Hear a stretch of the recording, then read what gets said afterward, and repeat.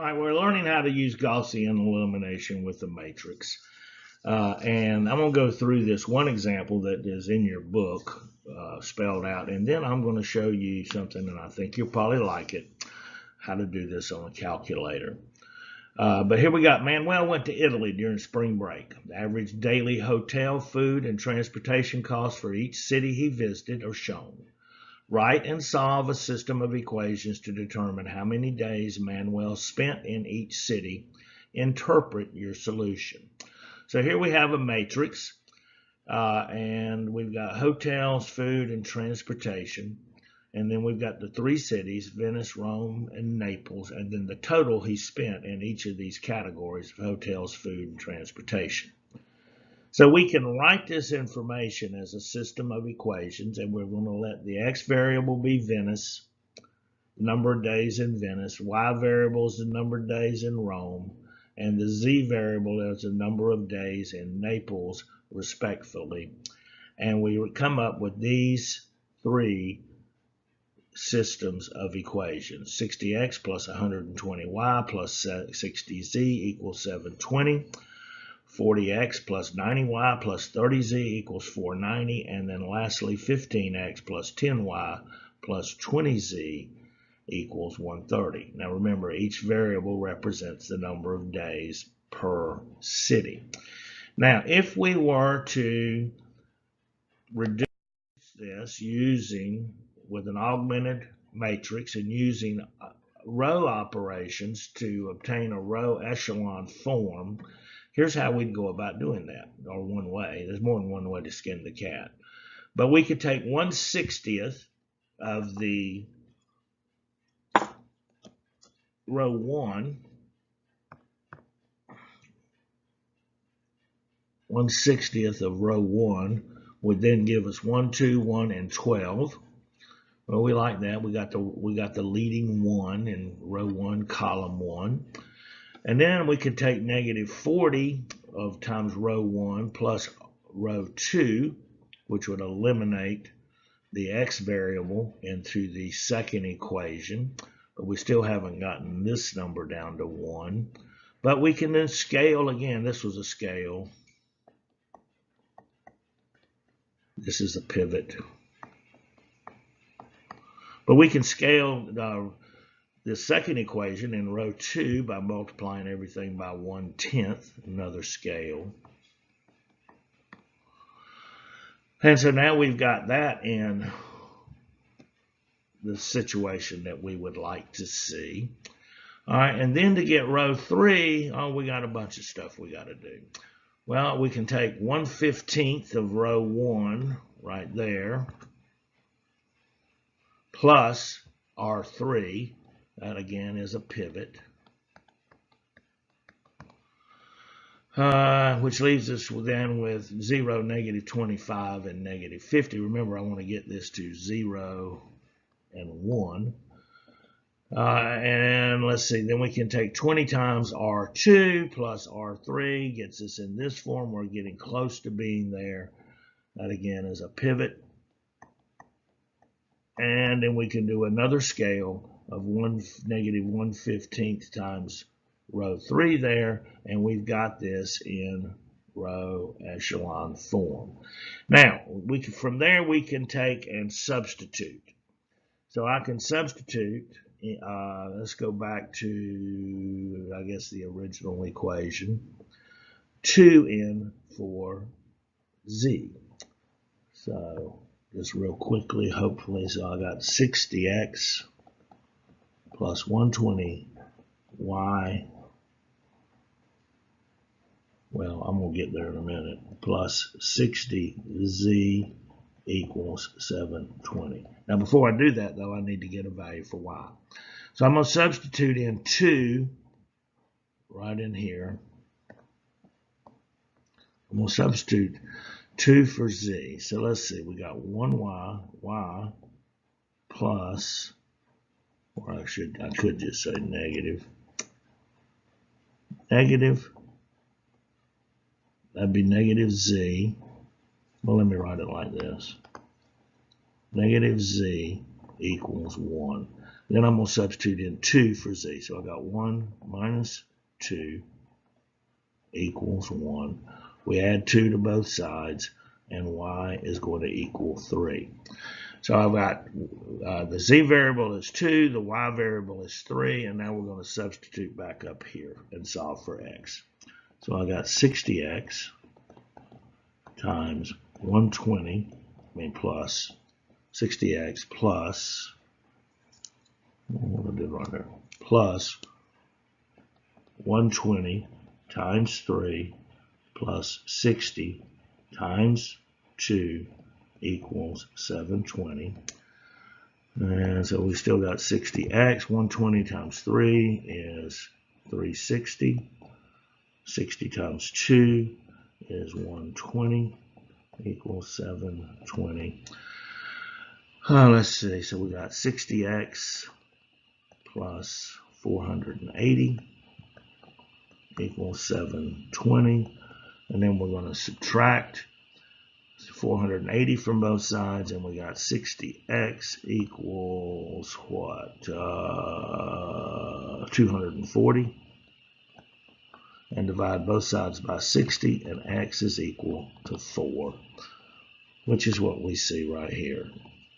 All right, now I'm going to show you how to do this on the calculator without having to go through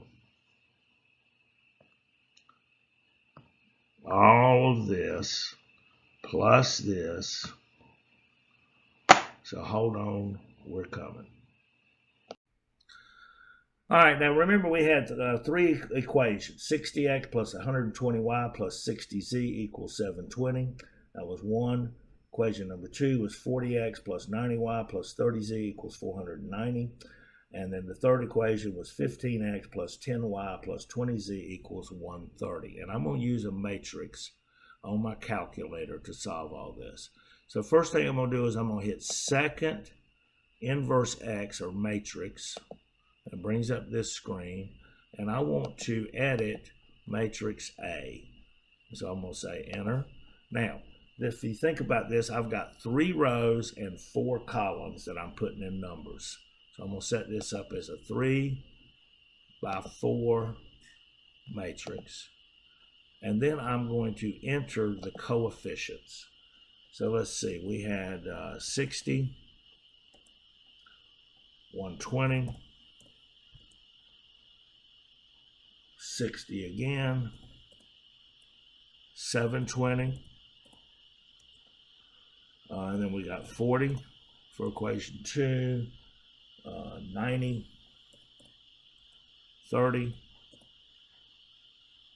490, and 15, 10, 20, and 130. And so I have put this now in an augmented matrix, but now I want to get this in reduced row echelon form. So I'm going to quit here, second quit. Then I'm going back into matrix, and I'm going over here, scroll to the math option, and I'm going to scroll down to what I believe is option B. Yes, RREF. Reduced row echelon form, and I'm going to choose that.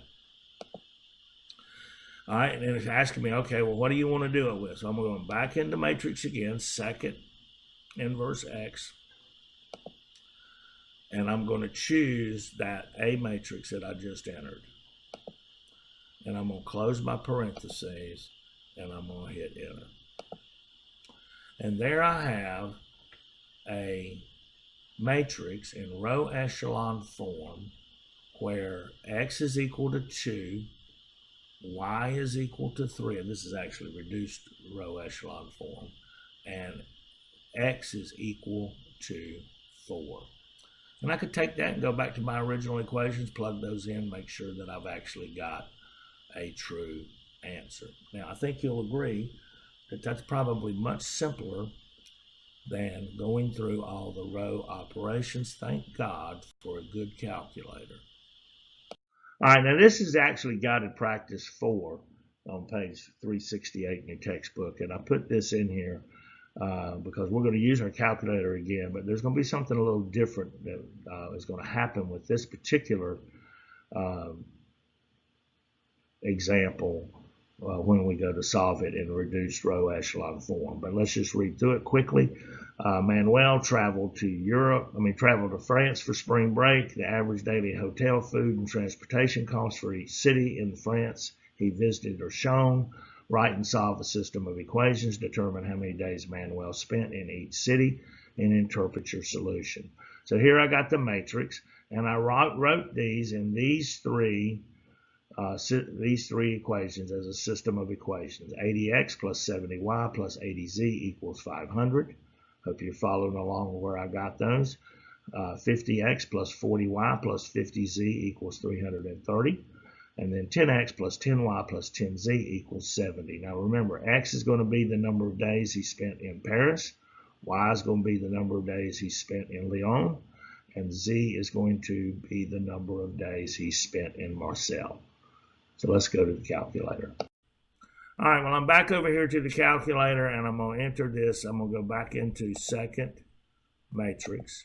And I'm just going to use matrix A. I have no reason to retain the data that I put in there before, so I'm going to edit it. It's still a 3x4 matrix, so I just hit enter a couple of times to get me to row 1, column 1. And now I'm going to start entering in the coefficients of my systems of equations.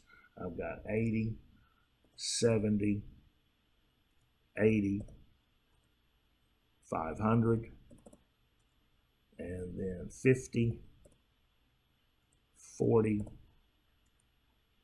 50, and 330. And then lastly 10, 10, 10, 70. And now we're going to find this in reduced row echelon form. I'm going to hit second quit. Then I'm going back in here to the matrix. I'm going to math. I'm going to choose that option B again, which is reduced row echelon form. And then I'm going to select that matrix A by going into second matrix again. And I'm going to choose that. And I'm going to close my parentheses. And there I've got a matrix. Now, here's what's different. If I look at that third row, I've got 0, 0, 0, 1. And what that would tend to indicate is that 0x plus 0y plus 0z equals 1. Well, there's no way. I don't care what the variables are for x, y, and z, what even value we put in there. If I'm multiplying everything by a coefficient of 0, there is no way on this planet that I can have an answer that equals to 1. And so therefore, there is no solution to this system of equations. That last row is giving me a false statement. Remember, I can substitute in x, y, and z for each of the first 3 columns. And, man, there's no way. Okay. However, now, if you want to do it with using row operations mathematically, knock yourself out. I love you for it. But as for me, I think I'm going to use the calculator.